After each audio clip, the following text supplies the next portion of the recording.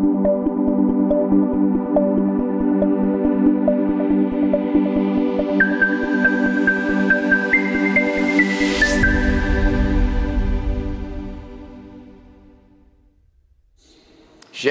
lanatillah merupakan serigala bagi manusia.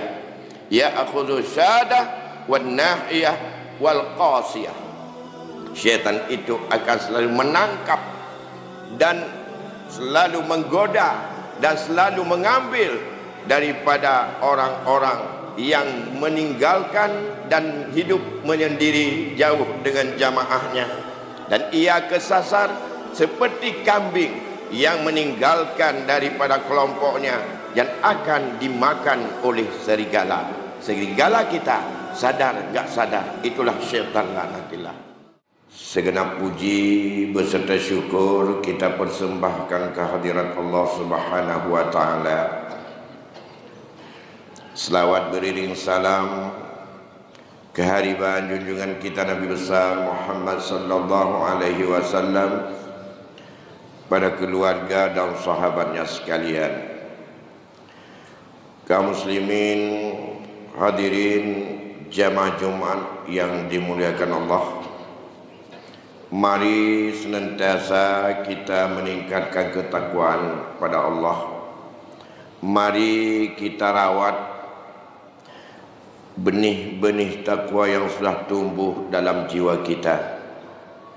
Semoga itu menjadi sebagai penuntun dalam rangka kita menjalani kehidupan ini, yang menjamin bisa kita sampai untuk menemukan Allah dan mendapatkan ridha-Nya. Lebih-lebih di bulan yang sangat mulia ini, bulan yang diingat kepada kita dengan sejarah besar. Bagaimana kondisi dan situasi yang dialami oleh Rasulullah, sangat-sangat berat dahsyatnya tantangan kehidupan dari kelompok-kelompok pembenci terhadap risalah yang dibawa oleh Rasul, yang puncaknya adalah Allah menghibur beliau untuk dijemput menjumpainya dalam bentuk Isra dan Mi'raj. Dan saat itulah sebagai awal Allah titahkan kepadanya dan kepada umatnya untuk kewajiban melaksanakan ibadah salat, di mana ibadah itu merupakan inti dan kunci daripada kesetiaan dan kebenaran sebagai seorang muslim. Ibadah salat kita merupakan tidak ada ruksah yang bisa ditinggalkan, karena dia merupakan inti dari komunikasi dan hubungan hamba dengan Allah. Rasul pernah bertanya pada satu ketika, andai kata seseorang punya kolam ataupun ada sungai di depan rumahnya yang sangat bening dan bersih airnya, dan ia setiap hari paling kurang 5 kali ia untuk mandi dan bersuci dengan air itu, apakah masihkah tersisa pada dirinya itu bermacam daki dan kotoran? Tentu ya Rasulullah, jawab sahabat, tidak sempat tersisa dan tersangkut sedikit pun dakinya.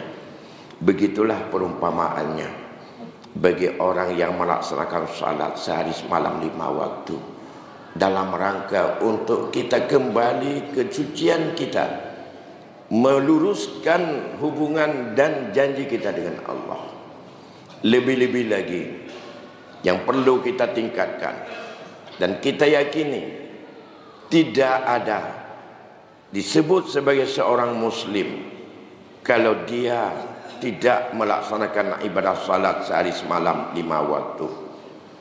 Dan tidak ada yang sepakat para ulama yang boleh darahnya dicucurkan dan tidak terpelihara darahnya adalah orang yang sengaja meninggalkan salat karena malas, Kalau ia membantah bahwa salat itu tidak wajib, itu sudah masuk dalam golongan riddah atau orang murtad. Kalau meyakini salatnya wajib tapi sengaja dia tinggalkan dan tidak mau untuk melakukannya, hukumannya adalah diancam dengan darahnya tak terpelihara, sama dengan ia itu halal darahnya. Masyarakat muslimin, mari kita tingkatkan terus ibadah salat dan mari kita rawat.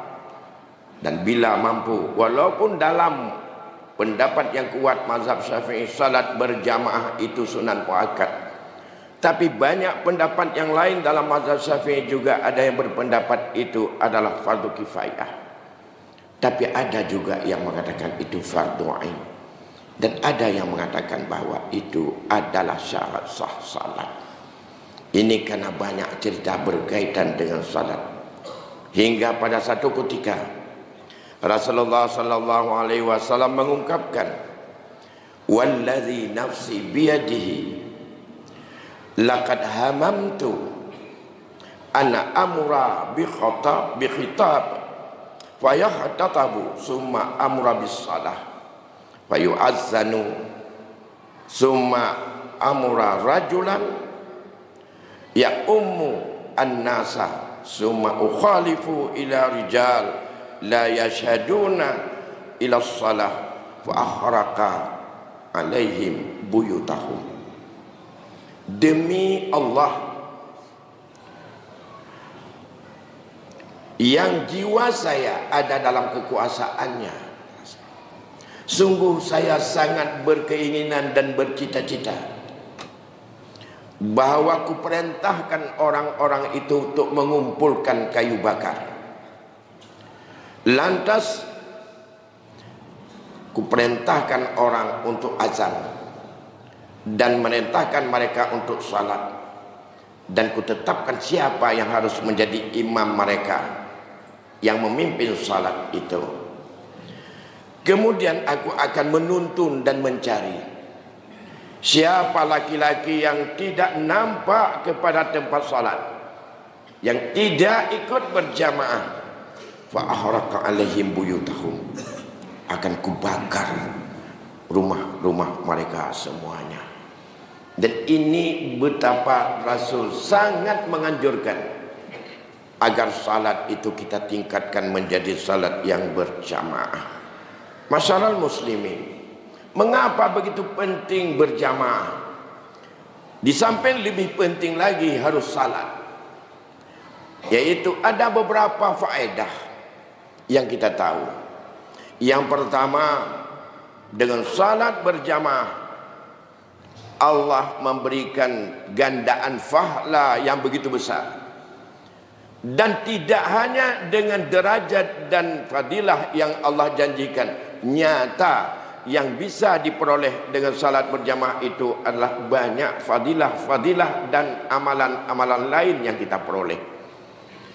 Tentang perjalanan dari rumah khusus mencari tempat di mana berjamaah ditegakkan, fadilah untuk mendapatkan tentang menunggu kapan azan, menyaut azan, menunggu kapan untuk diqamat, pahala tahiyat masjid dan sebagainya. Belum dengan apa yang Allah janjikan, derajat dan kemuliaan bagi orang itu akan Allah berikan derajatnya sampai 27 kali. Ini yang pertama yang sudah sering disampaikan oleh guru-guru kita. Yang kedua, di mana berjamaah kita bisa untuk membentengi diri sedikit menghadapi musuh nyata, yaitu syaitan laknatillah. Kita dengan berjamaah, jaminan Rasulullah bahwa kita akan bisa selamat dari bermacam tipu daya syaitan.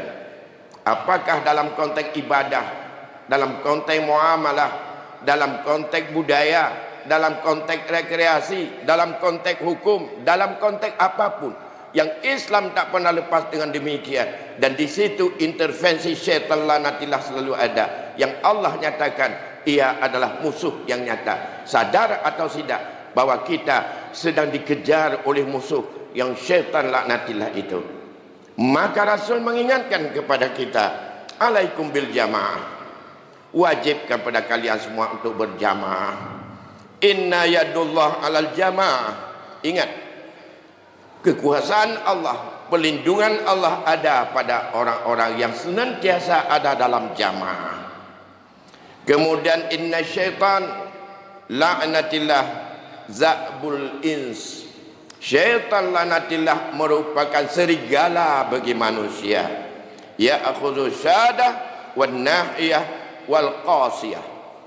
Syaitan itu akan selalu menangkap dan selalu menggoda dan selalu mengambil daripada orang-orang yang meninggalkan dan hidup menyendiri jauh dengan jamaahnya, dan ia kesasar seperti kambing yang meninggalkan daripada kelompoknya dan akan dimakan oleh serigala. Serigala kita sadar enggak sadar, itulah syaitan lanatillah. Maka mudah-mudahan dengan kita selalu berjamaah, maka insya-Allah kita selamat daripada tipu daya syaitan dengan diingatkan oleh kawan, dan kita akan selalu lebih meningkatkan kekhusyukan dalam kita beribadah. Hikmah yang ketiga, betapa salat berjamaah itu penting adalah kita tempat untuk mustajabah doa. Dalam salat ada satu tempat, ada satu waktu yang Allah janjikan, yang dijanjikan oleh Rasul. Kita didoakan oleh malaikat dan diampuni dosa kita semuanya. Di mana dalam hadis Bukhari dan Muslim, Rasul mengingatkan, "Idza qala al-imam ghairil maghdubi alaihim waladdallin." Saat imam gekeun ghairil maghdubi alaihim waladdallin, maka berkatalah oleh kalian semuanya, amin. Maka takmin di belakang imam salat berjamaah itu adalah disunatkan kepada kita, bukan berurut tetapi berbaringan bersama-sama dengan imam. Mengapa?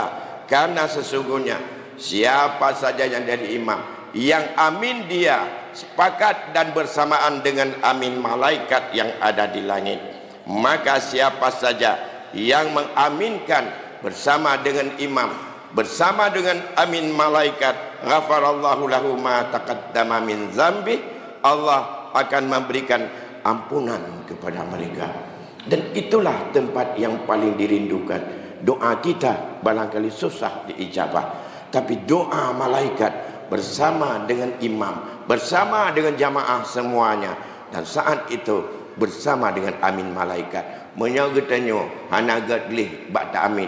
Ya, mudah-mudahan doa malaikat, amin malaikat akan Allah dengar. Masyarul muslimin, yang keempat, di antara kelebihan dan kemuliaan dengan salat berjamaah adalah bisa mendidik disiplin kita tentang kewajiban mengikut imam dalam batas-batas yang imam berbeda dengan kita, tetapi itu tidak merusak daripada kerangka salat, dan itu dalam batas-batas yang legal dan tidak keluar daripada tata syarat, maka wajib kita untuk mengikutinya.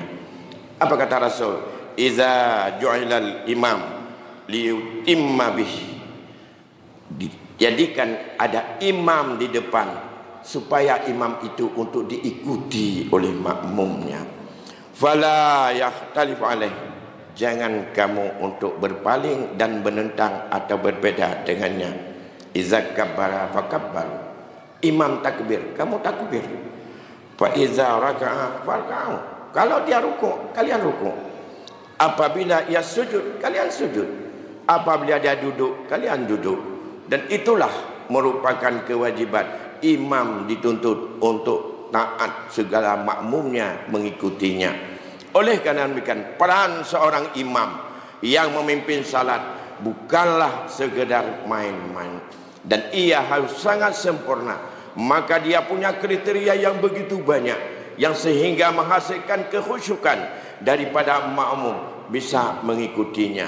Maka dalam konteks ini, bila kita dalam berjamaah, mudah-mudahan Allah mengampuni kita. Dengan berjamaah kita akan mendidik disiplin, dan disiplin itu terbawa juga kepada disiplin dalam mengikuti orang yang kita angkat menjadi pemimpin. Dalam secara kecil, maupun besar, selama dalam batas Allah ridha dan tidak bertentangan dengan ketetapan dan hukum Allah, maka kalau kita jadikan imam dan ia menjadi sebagai pemimpin atau imam, maka untuk diikuti, bukan untuk dicemoohkan, bukan untuk dihujat, bukan untuk dicari segala kelemahan dan keburukannya. Ini adalah merupakan hikmah, dan hikmah yang lainnya adalah dengan salat berjamaah kita bisa mempererat hubungan silaturahmi. Dengan salat berjamaah akan bisa untuk kita mendidik persaudaraan, ukhuwah, tanpa mengenal tahta, tanpa mengenal jabatan, tanpa mengenal ras, tanpa mengenal kedudukan. Semua sama dalam konteks untuk kita bermunajah kepada Allah, karena yang kita hadapi salah dalam saf yang sama, dalam satu saf, tanpa mengenal apakah di mana letak yang harus duduk di depan, kecuali dengan ketentuan orang-orang yang ahli dengan salat, maka dia harus mendampingi imam dan untuk mengingatkannya. Selebih dari itu tidak beda apakah yang lebih takwa atau kurang takwa. Yang lebih takwa nampaknya walaupun dia rakyat jelata, maka dia akan bertemu dengan saf yang paling di depan. Sedangkan yang kurang takwanya, terlambat datangnya, tetap di belakang. Yang kedua, dengan kita berkumpul dan berjamaah setiap saat, tentu saja akan mempererat ukhuwah dan silaturahmi. Silaturahmi bisa untuk memudahkan rezeki. Man arada yabsuta fi rizqi wa ayyan salau fi umuri falyasir rahimah. Salah satu komunikasi yang paling antik, yang paling bagus untuk kita bisa mengenal satu sama lain. Siapa yang sakit, apa kemampuan dia, siapa dan berapa kejujurannya, yang untuk mendapat keberjaan dalam rangka untuk membagi-bagi daripada rezeki dan untuk saling mengingatkan dan mencari kesempatan. Oleh karena demikian, tidak hanya dalam aspek ancaman, tidak hanya dalam aspek dengan kutukan Allah, tidak hanya dalam aspek betapa durhakanya orang yang tinggal fasad, tapi mari kita dilihat aspek-aspek yang lebih mulia, yang hikmah terkandung di dalamnya.